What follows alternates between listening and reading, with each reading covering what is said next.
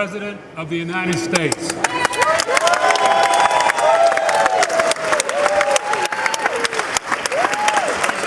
like the flag.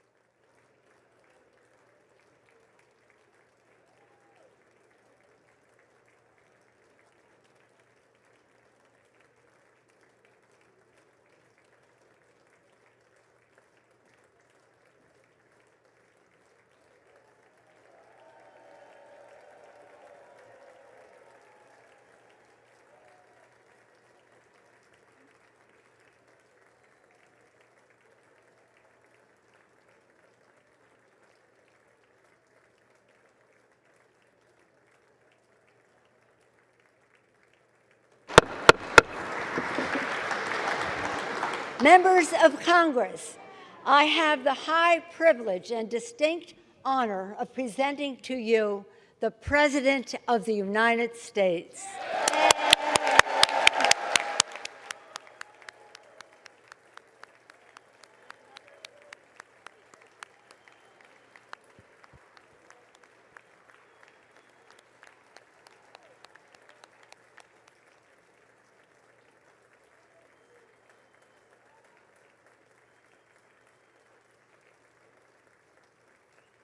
Thank you, thank you.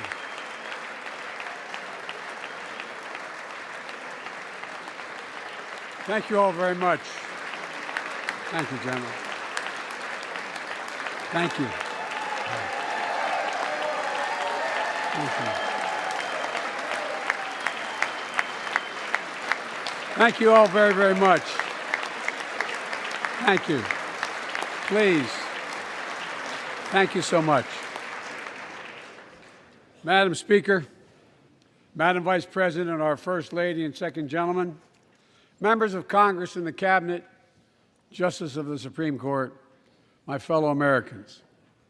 Last year, COVID-19 kept us apart. This year, we're finally together again. Tonight,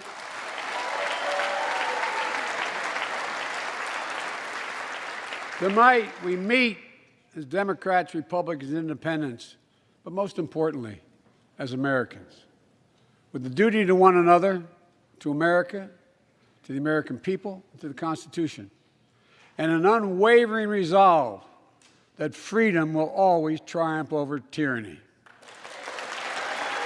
Thank you.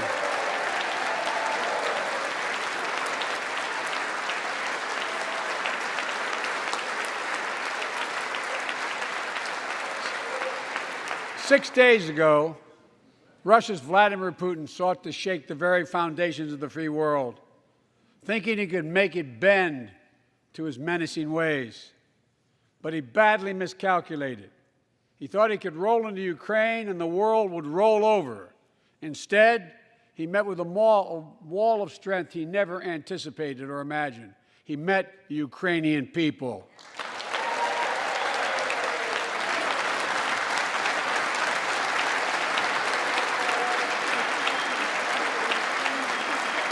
From President Zelensky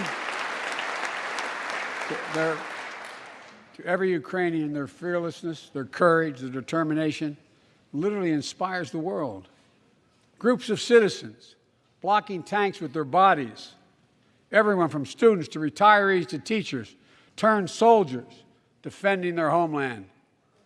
And in this struggle, President Zelensky said in his speech to the European Parliament, "Light will win over darkness." The Ukrainian ambassador to the United States is here tonight, sitting with the First Lady. Let each of us, if you're able to stand and send an unmistakable signal to the world of Ukraine. Thank you. Thank you, thank you, thank you.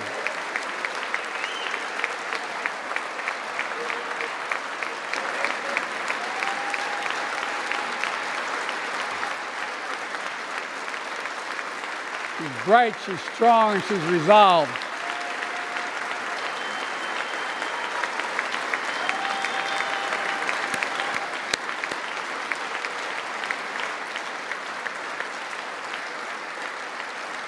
Yes, we, the United States of America, stand with the Ukrainian people. Throughout our history, we've learned this lesson. When dictators do not pay a price for their aggression, they cause more chaos. They keep moving, and the cost, the threats to America and America to the world keeps rising. That's why the NATO alliance was created, to secure peace and stability in Europe after World War II. The United States is a member, along with 29 other nations. It matters. American diplomacy matters. American resolve matters. Putin's latest attack on Ukraine was premeditated and totally unprovoked. He rejected repeated efforts at diplomacy. He thought the West and NATO wouldn't respond. He thought he could divide us at home, in this chamber, in this nation.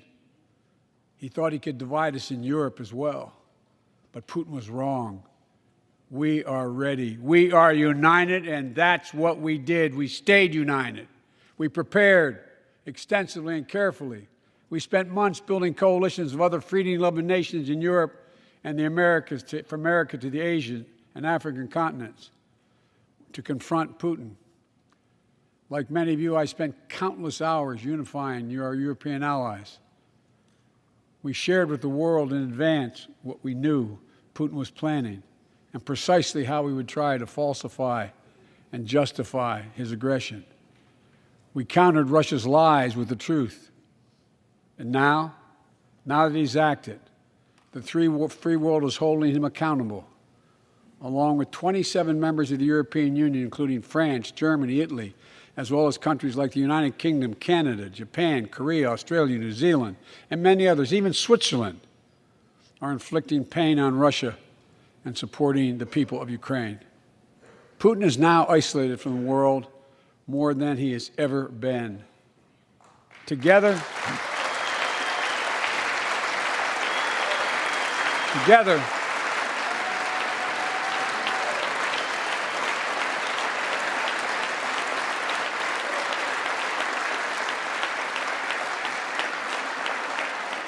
along with our allies, we are right now enforcing powerful economic sanctions. We're cutting off Russia's largest banks from the international financial system, preventing Russia's central bank from defending the Russian ruble, making Putin's $630 billion war fund worthless. We're choking Russia's access.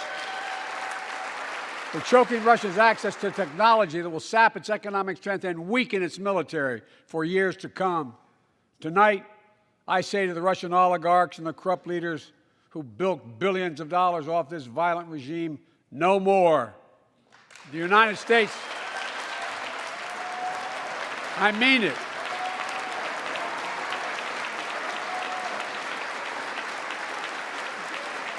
The United States Department of Justice is assembling a dedicated task force to go after the crimes of the Russian oligarchs. We're joining with European allies to find and seize their yachts, their luxury apartments, their private jets. We're coming for your ill-begotten gains. And tonight, I'm announcing that we will join our allies in closing off American airspace to all Russian flights, further isolating Russia and adding additional squeeze on their economy.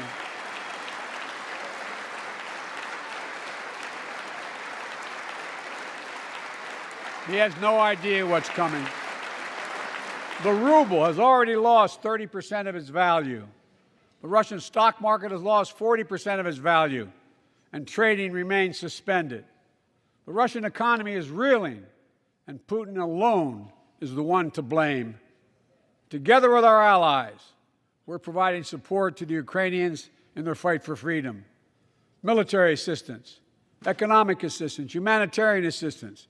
We're giving more than $1 billion of direct assistance to Ukraine, and will continue to aid the Ukrainian people as they defend their country and help ease their suffering.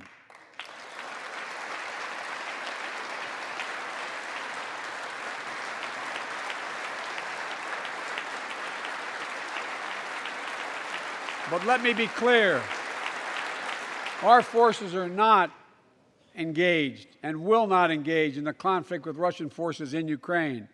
Our forces are not going to Europe to fight Ukraine, but to defend our NATO allies in the event that Putin decides to keep moving west. For that purpose, we have mobilized American ground forces, air squadrons, ship deployments to protect NATO countries including Poland, Romania, Latvia, Lithuania, and Estonia. And as I've made crystal clear, the United States and our allies will defend every inch of territory that is NATO territory with the full force of our collective power. Every single inch.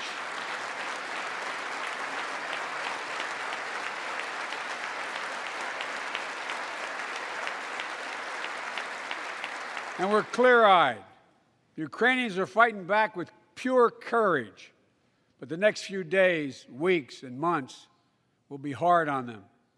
Putin has unleashed violence and chaos. But while he may make gains on the battlefield, he'll pay a continuing high price over the long run. And a pound of Ukrainian people, the proud, proud people, pound for pound, ready to fight with every inch of energy they have.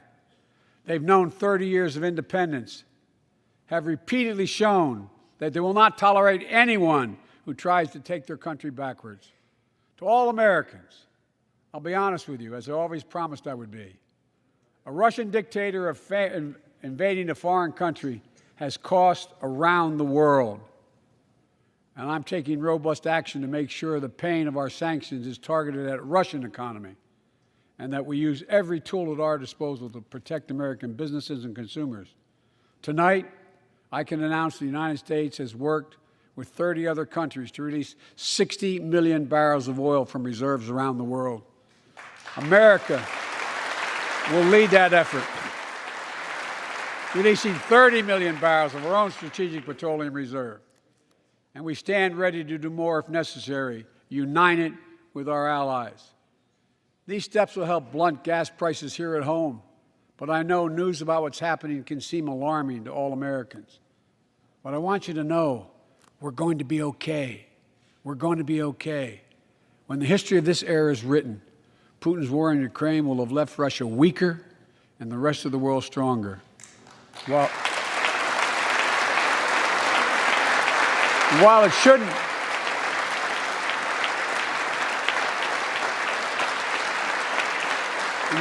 have taken something so terrible for people around the world to see what's at stake, now everyone sees it clearly. We see the unity among leaders of nations, a more unified Europe, a more unified West. We see unity among the people who are gathering in cities and large crowds around the world, even in Russia, to demonstrate their support for the people of Ukraine. In the battle between democracy and autocracies, democracies are rising to the moment, and the world is clearly choosing the side of peace and security. This is the real test, and it's going to take time. So let us continue to draw inspiration from the iron will of the Ukrainian people. To our fellow Ukrainian Americans who forged the deep bond that connects our two nations, we stand with you. We stand with you. Putin may circle Kyiv with tanks, but he'll never gain the hearts and souls of the Iranian people. He'll never extinguish their love of freedom. and he will never, never weaken the resolve of the free world.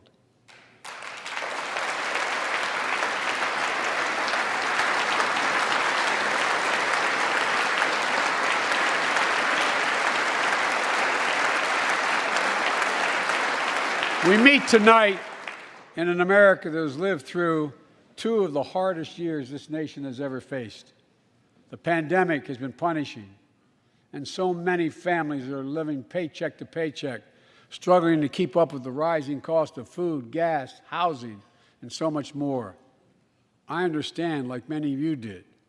My dad had to leave his home in Scranton, Pennsylvania to find work.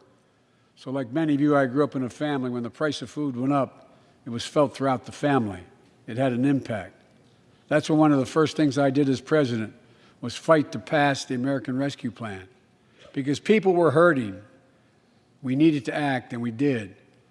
Few pieces of legislation have done more at a critical moment in our history to lift us out of a crisis.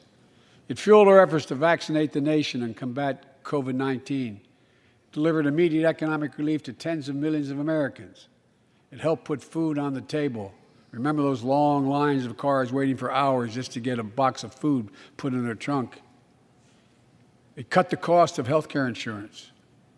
And as my dad used to say, it gave the people just a little bit of breathing room. Unlike the $2 trillion tax cut passed in the previous administration that benefited the top 1% of Americans, the American Rescue Plan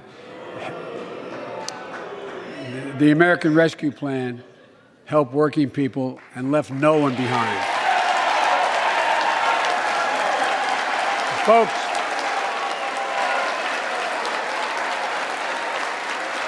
and it worked. It worked.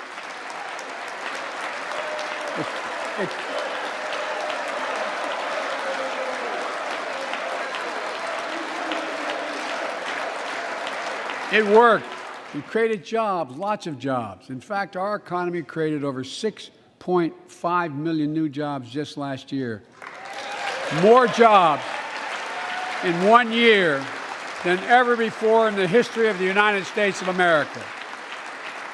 The economy grew at a rate of 5.7 last year, the strongest growth rate in 40 years. And the first step in bringing fundamental change to our economy that hasn't worked for working people in this nation for too long. For the past 40 years, we were told that tax break for those at the top and benefits would trickle down and everyone would benefit. But that trickle-down theory led to a weaker economic growth, lower wages, bigger deficits, and a widening gap between the top and everyone else in nearly a century. Look, Vice President Harris and I ran for office, and I realize we have fundamental disagreements on this, but ran for office with a new economic vision for America. Invest in America, educate Americans, grow the workforce, build the economy from the bottom up and the middle out, not from the top down, because we know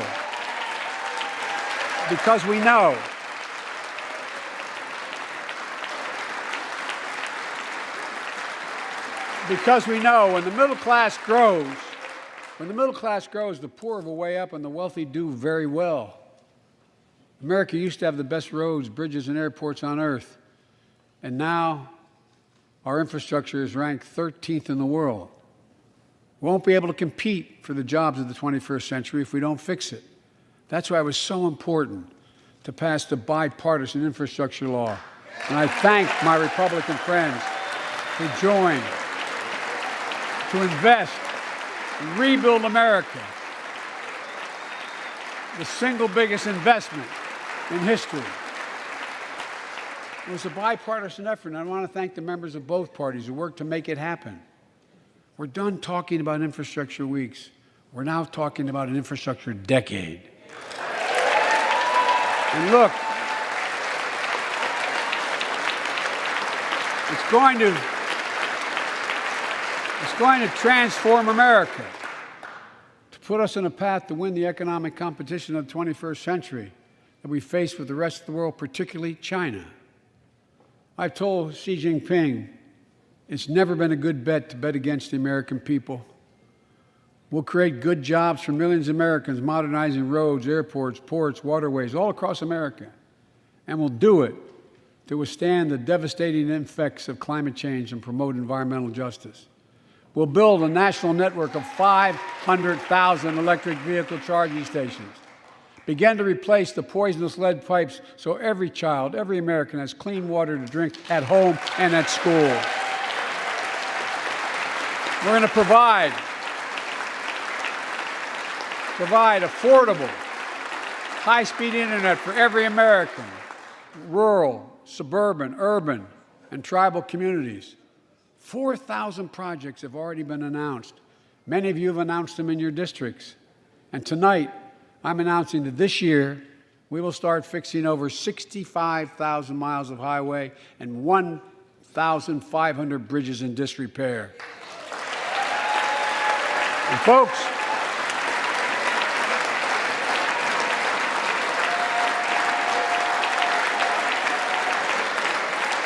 when we use taxpayers' dollars to rebuild America, we're going to do it by buying America. Buy American products. Support American jobs. The federal government spends about $600 billion a year to keep this country safe and secure. There's been a law on the books for almost a century to make sure taxpayers' dollars support American jobs and businesses. Every administration, Democrat and Republican, says they'll do it, but we're actually doing it.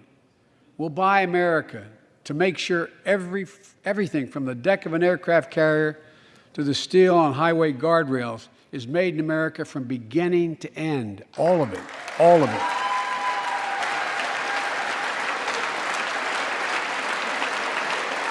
But folks, to compete for the jobs of the future, we also need a level playing field with China and other competitors. That's why it's so important to pass the Bipartisan Innovation Act sitting in Congress that will make record investments in emerging technologies and American manufacturing. We used to invest almost 2% of our GDP in research and development. We don't now. China is. Let me give you one example why it's so important to pass. If you travel 20 miles east of Columbus, Ohio, you'll find 1,000 empty acres of land. It won't look like much, but if you stop and look closely, you'll see a field of dreams, the ground on which America's future will be built. That's where Intel, the American company that helped build Silicon Valley, is going to build a $20 billion semiconductor megasite. Up to 8 state-of-the-art factories in one place, 10,000 new jobs. And in those factories, the average job about $135,000 a year.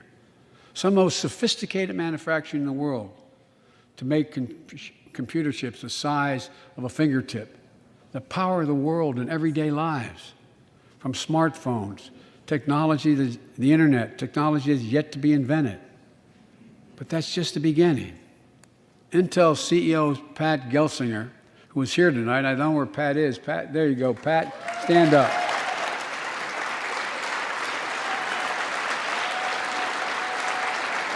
Pat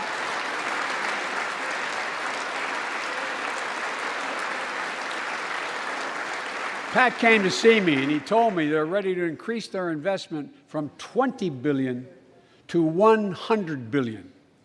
That would be the biggest investment in manufacturing in American history. And all they're waiting for is for you to pass this bill. So let's not wait any longer. Send it to my desk, I'll sign it, and we'll really take off in a big way. And folks, Intel is not alone. There's something happening in America. Just look around and you'll see an amazing story. The rebirth of pride that comes from stamping products made in America. The revitalization of American manufacturing. Companies are choosing to build new factories here when just a few years ago they would have gone overseas. That's what's happening.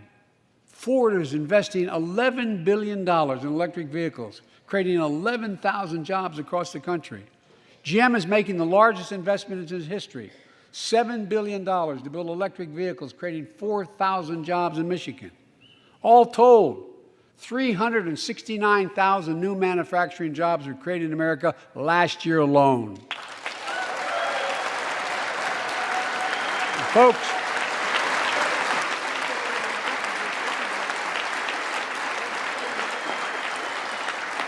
powered by people I've met like JoJo Burgess from generations of union steelworkers in Pittsburgh, who's here with us tonight. Where are you, JoJo? There you go. Thanks, buddy. As Ohio Senator Sherrod Brown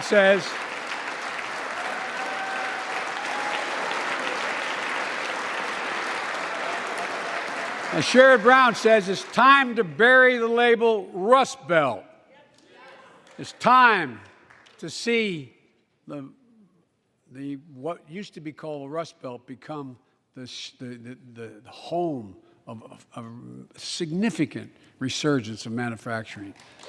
And with all the bright spots in our economy, record job growth, higher wages, too many families are struggling to keep up with their bills.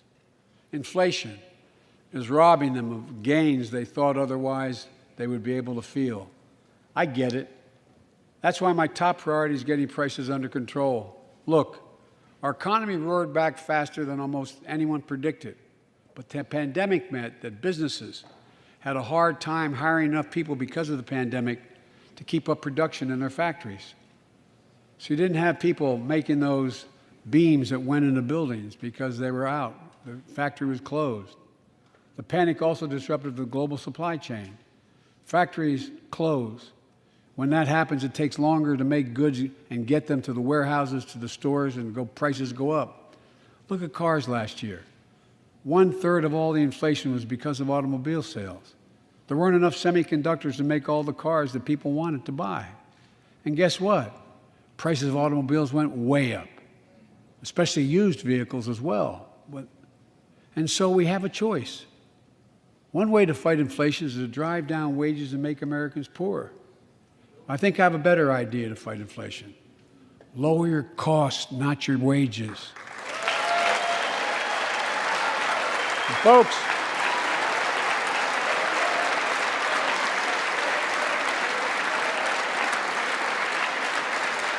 that means make more cars and semiconductors in America, more infrastructure and innovation in America, more goods moving faster and cheaper in America, more jobs where you can earn a good living in America. Instead of relying on foreign supply chains, let's make it in America. Look, economists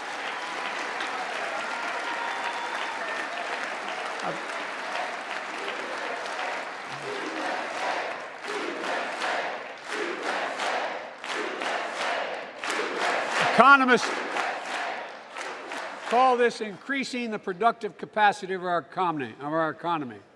I call it building a better America. My plan to fight inflation will lower your costs and lower the deficit. 17 Nobel laureates in economics said my plan will ease long-term inflationary pressures. Top business leaders, and I believe most Americans, support the plan. And here's the plan. First, cut the cost of prescription drugs. We pay more for the same drug produced by the same company in America than any other country in the world. Just look at insulin. 1 in 10 Americans has diabetes. In Virginia, I met a 13-year-old boy, the handsome young man standing up there, Joshua Davis. He and his dad both have type 1 diabetes, which means they need insulin every single day. Insulin costs about $10 a vial to make. That's what it costs the pharmaceutical company. But drug companies charge families like Joshua and his dad up to 30 times that amount. I spoke with Joshua's mom. Imagine what it's like to look at your child who needs insulin to stay healthy and have no idea how in God's name you're going to be able to pay for it. What it does to your family, but what it does to your dignity, your ability to look your child in the eye, to be the parent you expect yourself to be. I really mean to think about that. That's what I think about. You know, yesterday, Joshua's here tonight, but yesterday was his birthday. Happy birthday, buddy, by the way. For Joshua and 200,000 other young people with type 1 diabetes, let's cap the cost of insulin at $35 a month so everyone can afford it. And drug companies will do very, very well, their profit margin. While we're at it, I know we have great disagreements on this floor with this. Let's let Medicare negotiate the price of prescription drugs.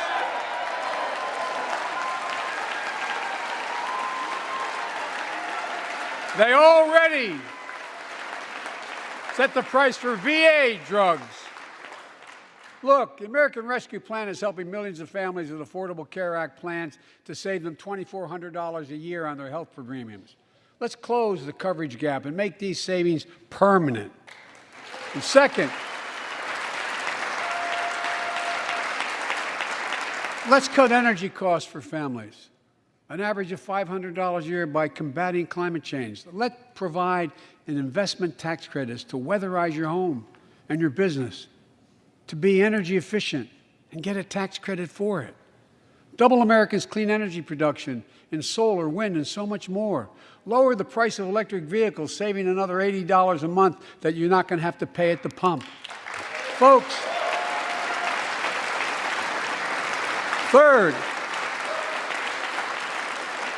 the third thing we can do to change the standard of living for hardworking folks is cut the cost of child care. Cut the cost of child care. Folks, if you live in a major city in America, you pay up to $14,000 a year for child care per child. I was a single dad for 5 years, raising 2 kids. I had a lot of help, though. I had a mom, a dad, a brother, and a sister that really helped. But middle class and working folks shouldn't have to pay more than 7% of their income to care for the young children. My plan would cut the cost of child care in half for most families and help parents, including millions of women who left the workforce during the pandemic because they couldn't afford child care, to be able to get back to work, generating economic growth. But my plan doesn't stop there. It also includes home and long-term care, more affordable housing, pre-K for 3- and 4-year-olds. All these will lower costs to families. And under my plan, nobody, let me say this again, nobody earning less than $400,000 a year will pay an additional penny in new taxes. Not a single penny.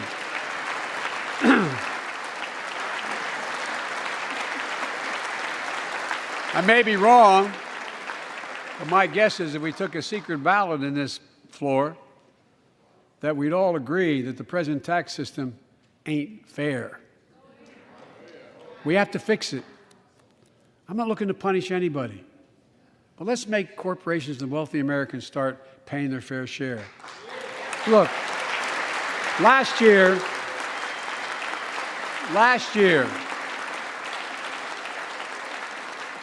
like Chris Coons and Tom Carper and my distinguished Congresswoman, we come from the land of corporate America. There are more corporations incorporated in America than every other state in America combined. And I still won 36 years in a row. The point is, even they understand they should pay just a fair share. Last year, 55 of the Fortune 500 companies earned $40 billion in profit and paid 0 in federal taxes. Now look, it's not fair. That's why I proposed a 15% minimum tax rate for corporations. And that's why in the G7 and other meetings overseas, I was able to be somewhat helpful. 130 countries agree on a global minimum tax rate. So companies can't get out of paying their taxes at home by shipping jobs and factories overseas. It'll raise billions of dollars. That's why I propose closing loopholes for the very wealthy who pay a lower tax rate than a teacher and a firefighter. So that's my plan, but we'll go in more detail later. We will grow the economy, lower the cost of families. So what are we waiting for? Let's get this done. We all know we've got to make changes. Folks,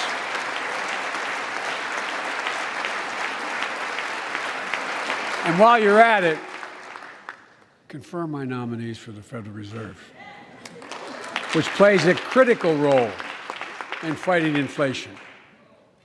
My plan will not only lower costs and give families a fair shot, it will lower the deficit. The previous administration not only ballooned the deficit with those tax cuts for the very wealthy and corporations, it undermined the watchdogs, the job of those to keep pandemic relief funds being wasted. Remember we had those debates about whether or not those watchdogs should be able to see every day how much money was being spent, where was it going to the right place? But in my administration, the watchdogs are back. And we're going to go after the criminals who stole billions of relief money meant for small business and millions of Americans. Tonight, I'm announcing that the Justice Department will soon name a chief prosecutor for pandemic fraud.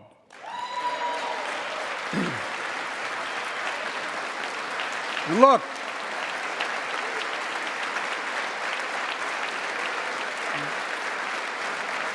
I think we all agree, thank you. By the end of this year, the deficit will be down to less than half of what it was before I took office. The only president ever to cut the deficit by more than $1 trillion in a single year. Lowering your cost also meant demanding more competition. I'm a capitalist, but capitalism without competition is not capitalism. Capitalism without competition is exploitation. It drives up profits. And corporations have to compete. Their profits go up and your prices go up when they don't have to compete. Small businesses and family farmers and ranchers, I need not tell some of my Republican friends from those states. Guess what? You got 4 basic meat packing facilities. That's it. You play with them or you don't get to play at all. And you pay a hell of a lot more.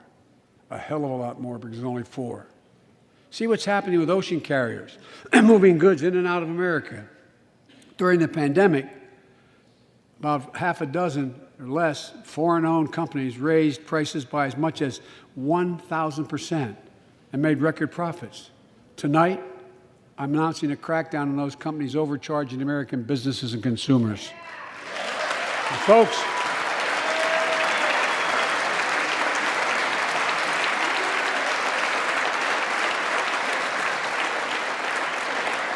and as Wall Street firms take over more nursing homes, quality in those homes has gone down, and costs have gone up. That ends on my watch. Medicare is going to set higher standards for nursing homes and make sure your loved ones get the care they deserve and that they inspect and they will look at closely. We're also going to cut costs to keep the economy going strong and giving workers a fair shot, provide more training and apprenticeships, hire them based on skills, not just their degrees. Let's pass the Paycheck Fairness Act and paid leave. Raise the minimum wage to $15 an hour and extend the child tax credit so no one has to raise a family in poverty. Let's increase Pell Grants, increase our historic support for HBCUs, and invest in what Jill, our First Lady who teaches full-time, calls America's best-kept secret, community colleges. Look, let's pass the PRO Act. When a majority of workers want to form a union, they shouldn't be able to be stopped. When we invest in our workers and we build an economy from the bottom up and the middle out together, we can do something we haven't done in a long time, build a better America. For more than 2 years, COVID has impacted every decision in our lives and the life of this nation. And I know you're tired, frustrated, and exhausted. That doesn't even count the close to 1 million people who sit at a dining room table or a kitchen table and look at an empty chair because they lost somebody.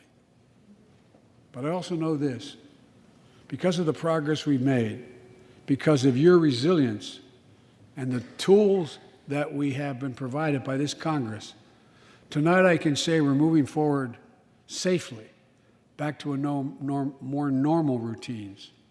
We've reached a new moment in the fight against COVID-19, where severe cases are down to a level not seen since July of last year. Just a few days ago, the Center for Disease Control and Prevention issued a new mask guidelines. Under the new guidelines, most Americans and most of the country can now go mask-free. And based on projections, more of the country will reach a point across the next couple of weeks. And thanks to the progress we've made in the past year, COVID-19 no longer need control our lives. I know some are talking about living with COVID-19, but tonight I say that we never will just accept living with COVID-19. We'll continue to combat the virus as we do other diseases. And because this virus mutates and spreads, we have to stay on guard. And here are 4 common sense steps as we move forward safely, in my view. First, stay protected with vaccines and treatments. We know how incredibly effective vaccines are.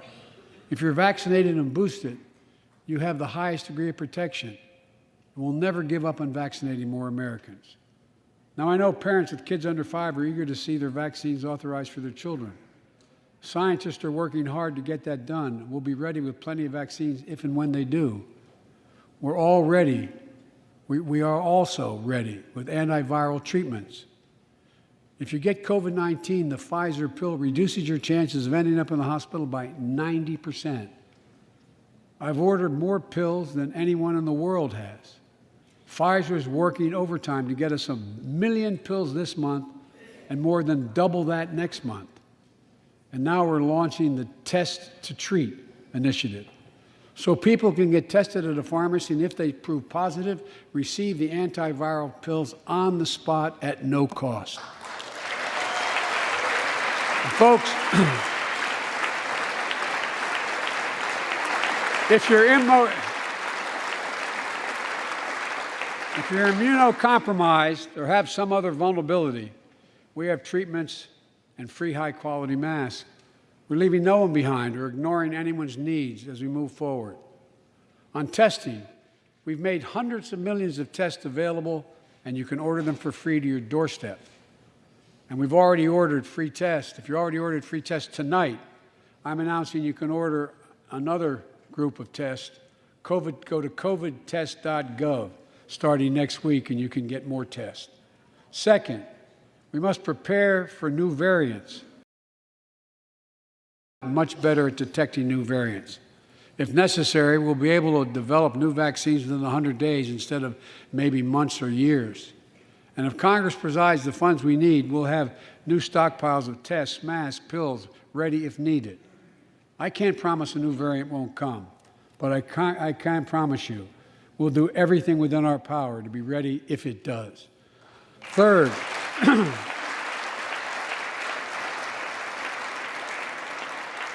we can end the shutdown of schools and businesses. We have the tools we need. It's time for America to get back to work and fill our great downtowns again with people. People working from home can feel safe and begin to return to their offices. We're doing that here in the federal government. The vast majority of federal workers will once again work in person. Our schools are open. Let's keep it that way. Our kids need to be in school.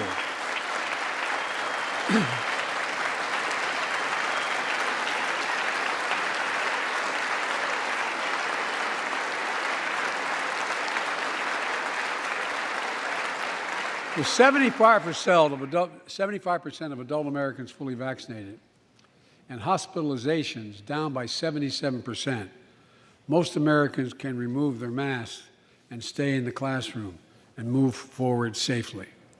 We achieved this because we provided free vaccines, treatments, tests, and masks.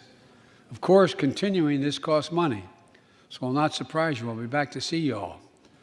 And I'm going to soon send a request to Congress. The vast majority of Americans have used these tools and may want again. We may need them again. So I expect Congress, and I hope you'll pass that quickly. Fourth, we'll continue vaccinating the world. We've sent 475 million vaccine doses to 112 countries more than any nation on earth. We won't stop because you can't build a wall high enough to keep out a vaccine. The vaccine can stop the spread of these diseases. You know, we've lost so much in COVID-19. Time with one another. The worst of all, much the loss of life. Let's use this moment to reset. So stop looking at COVID as a partisan dividing line. See it for what it is, a god-awful disease. Let's stop seeing each other as enemies and start seeing each other for who we are, fellow Americans. Look,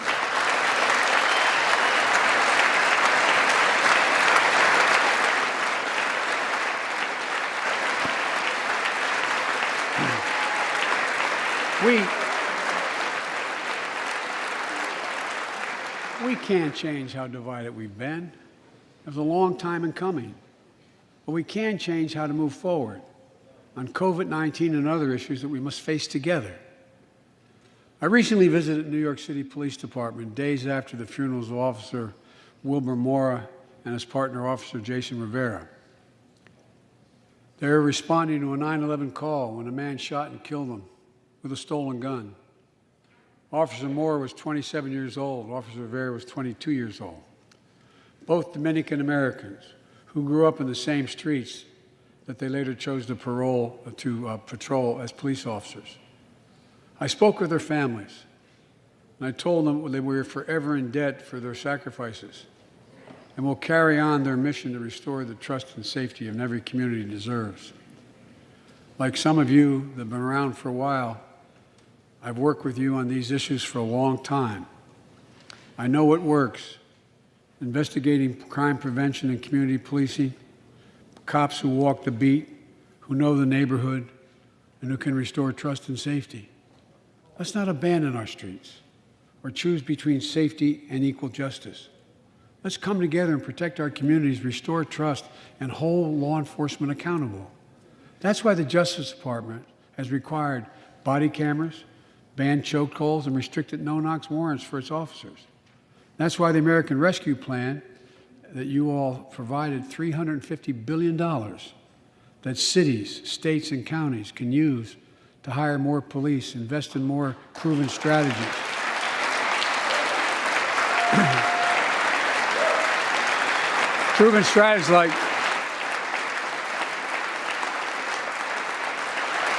Proven strategies like community violence interruption, trusted messengers, breaking the cycle of violence and trauma, and giving young people some hope. We should all agree the answer is not to defund the police. It's to fund the police. Fund them. Fund them.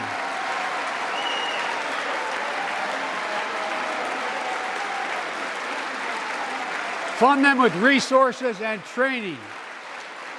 Resources and training they need to protect our communities. I ask Democrats and Republicans alike to pass my budget and keep our neighborhoods safe. And we'll do everything in my power to crack down on gun trafficking, of ghost guns that you can buy online, assemble at home, no serial numbers, can't be traced.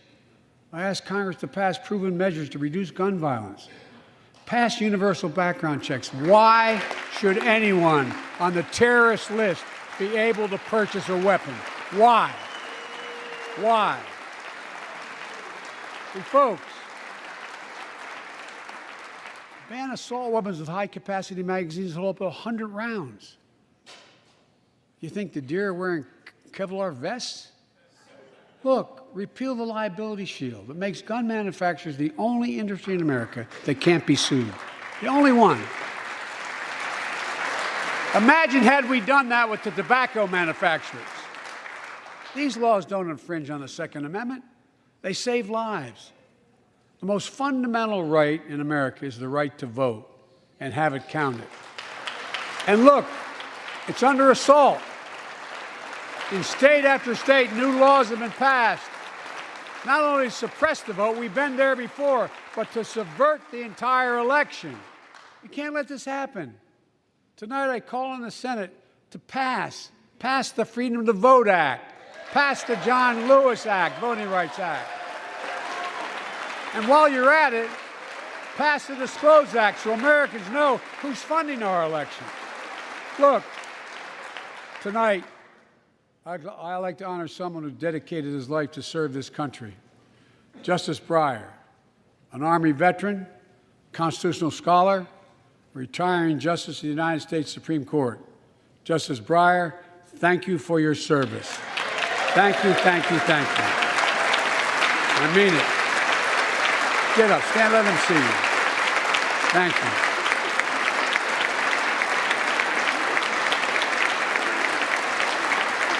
And we all know, no matter what your ideology, we all know one of the most serious constitutional responsibility a president has is nominating someone to serve on the United States Supreme Court. As I did 4 days ago, I've nominated the Circuit Court of Appeals, Ketanji Brown Jackson, one of our nation's top legal minds, who will continue in Justice Breyer's legacy of excellence. A former top litigator in private practice, a former federal public defender, from a family of public school educators and police officers. She's a consensus builder. Since she's been nominated, she's received a broad range of support, including the Fraternal Order of Police and former judges supported by Democrats and Republicans. Folks, if we are to advance liberty and justice, we need to secure our border and fix the immigration system.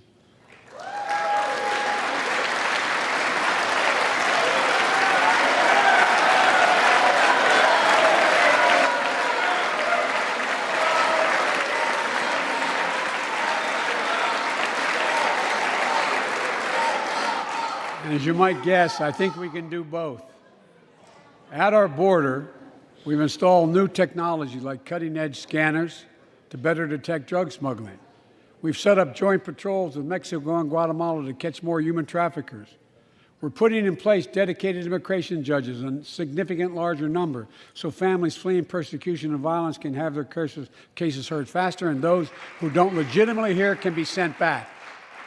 We're screening, we're securing commitments, and supporting partners in South and Central America to host more refugees and secure their own borders. We can do all this while keeping lit the torch of liberty that has led a generation of immigrants to this land, my forebears and many of yours. Provide a pathway to citizenship for dreamers, those with temporary status, farm workers, essential workers. Revise our laws so businesses have workers they need and families don't wait decades to reunite. It's not only the right thing to do, it's economically smart thing to do. That's why the immigration reform is supported by everyone from labor unions to religious leaders to the U.S. Chamber of Commerce.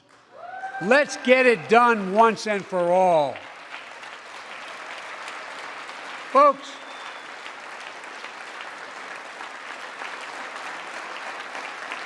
advancing liberty and justice also requires protecting the rights of women.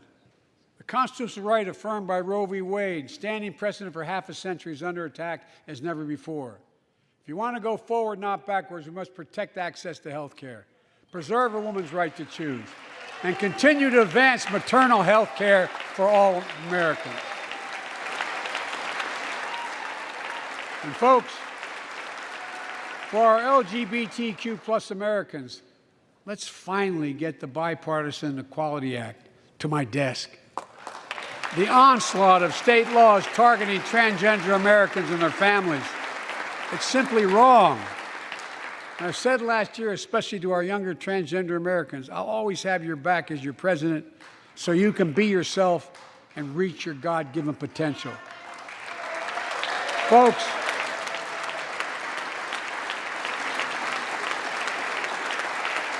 as I've just demonstrated, while it often appears we do not agree, and that we do agree on a lot more things than we acknowledge. I signed 80 bipartisan bills into law last year, from preventing government shutdowns, to protecting Asian Americans from still too common hate crimes, to reforming military justice, and will soon be strengthening the Violence Against Women Act that I first wrote 3 decades ago. And it's important. It's important for us to show the nation we can come together and do big things. So tonight I'm offering a unity agenda for the nation. 4 big things we can do together, in my view. First, beat the opioid epidemic. There's so much we can do. Increase funding for prevention, treatment, harm reduction, and recovery. Get rid of outdated rules and stop doctors that stop doctors from prescribing treatments. Stop the flow of illicit drugs by working with state and local law enforcement to go after the traffickers. And if you're suffering from addiction, you should know you're not alone. I believe in recovery, and I celebrate the 23 million Americans. Second, let's take on mental health, especially among our children whose lives and education have been turned upside down. The American Rescue Plan gave schools money to hire teachers and help students make up for lost learning. I urge every parent to make sure your school does just that. They have the money. We can all play a part. Sign up to be a tutor or a mentor. Children were also struggling before the pandemic: bullying, violence, trauma, and the harms of social media. As Frances Haugen, who is here tonight with us, has shown, we must hold social media platforms accountable for the national experiment they're conducting on our children for profit.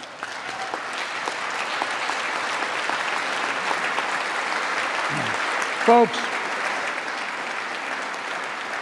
thank you. Thank you for the courage you showed. It's time to strengthen privacy protections, ban targeted advertising to children, demand tech companies stop collecting personal data on our children, and let's get all Americans the mental health services they need.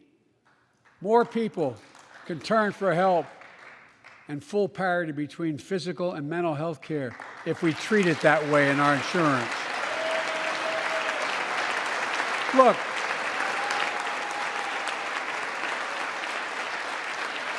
the third piece of that agenda is support our veterans. Veterans are the backbone and the spine of this country. They're the best of us. I've always believed that we have a sacred obligation to equip those we send to war and care for those in their family when they come home. My administration is providing assistance in job training, housing, and now helping lower-income veterans get VA care debt-free. And our troops in Iraq and Afghanistan have faced many dangers, one being stationed at bases breathing in toxic smoke from burn pits. Many of you have been there. I've been in and out of Iraq and Afghanistan over 40 times. These burn pits that incinerate waste, the waste of war, medical and hazardous material, jet fuel, and so much more. And they come home, many of the world's fittest and best trained warriors in the world, never the same. Headaches, numbness, dizziness, a cancer that would put them in a flag-draped coffin. I know. One of those soldiers was my son, Major Bo Biden. I don't know for sure if the burn pit that he lived near, that his hooch was near in Iraq and earlier than that in Kosovo, is the cause of his brain cancer, the disease of so many other troops. But I am committed to find out everything we can, committed to military families like Danielle Robinson from Ohio, the widow of Sergeant First Class Heath Robinson. He was born a soldier, Army National Guard, combat medic in Kosovo and Iraq, stationed near Baghdad, just yards from burn pits the size of football fields. Danielle is here with us tonight. They love going to Ohio State football games.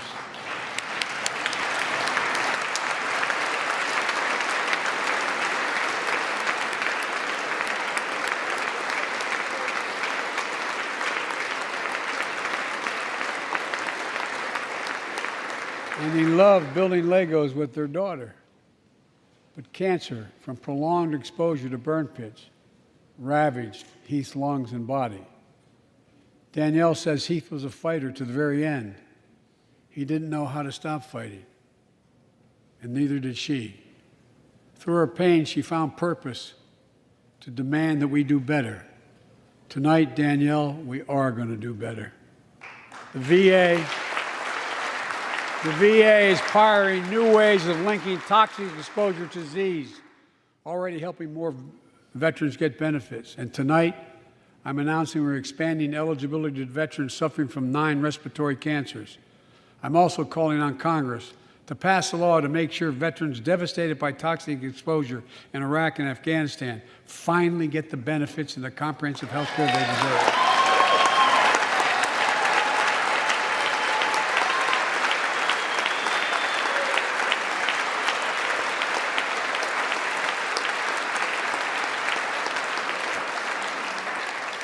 And fourth and last, let's end cancer as we know it. This is personal.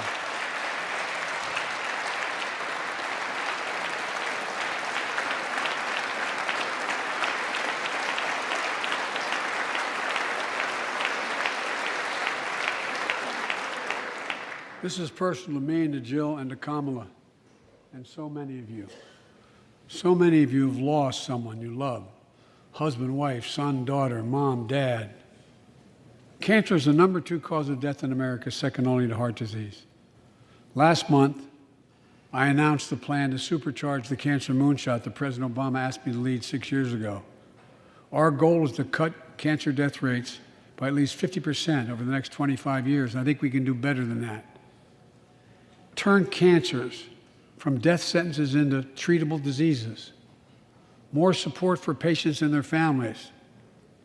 To get there, I call on Congress to fund what I call ARPA-H, Advanced Research Projects Agency for Health, patterned after DARPA and the Defense Department, projects that led in DARPA to the internet, GPS, and so much more to make our forces more safer and be able to wage war with more clarity. Our purpose to drive breakthroughs in cancer, Alzheimer's and diabetes, and more. A unity agenda for the nation. We can do these things. It's within our power, and I don't see a partisan edge to any one of those 4 things. My fellow Americans, tonight, we've gathered in this sacred space, a citadel of democracy, in this Capitol. Generation after generation of Americans have debated great questions amid great strife and have done great things. We fought for freedom, expanded liberty, debated totalitarianism and terror. We built the strongest, freest, and most prosperous nation the world has ever known. Now is the hour, our moment of responsibility, our test of resolve and conscience, of history itself. It is in this moment that our character of this generation is formed. Our purpose is found. Our future is forged. Well, I know this nation. We'll meet the test, protect freedom and liberty, expand fairness and opportunity, and we will save democracy. As hard as those times have been, I'm more optimistic about America today than I've been my whole life, because I see the future that's within our grasp, because I know there's simply nothing beyond our capacity. We're the only nation on earth that has always turned every crisis we faced into an opportunity. The only nation that can be defined by a single word: possibilities. So on this night, on our 245th year as a nation, I've come to report on the state of the nation, the State of the Union. And my report is this: the State of the Union is strong because you, the American people, are strong. We are stronger today. We are stronger today than we were a year ago. And we'll be stronger a year from now than we are today. This is our moment to meet and overcome the challenges of our time. And we will, as one people, one America, the United States of America. God bless you all, and may God protect our troops. Thank you. Go get him.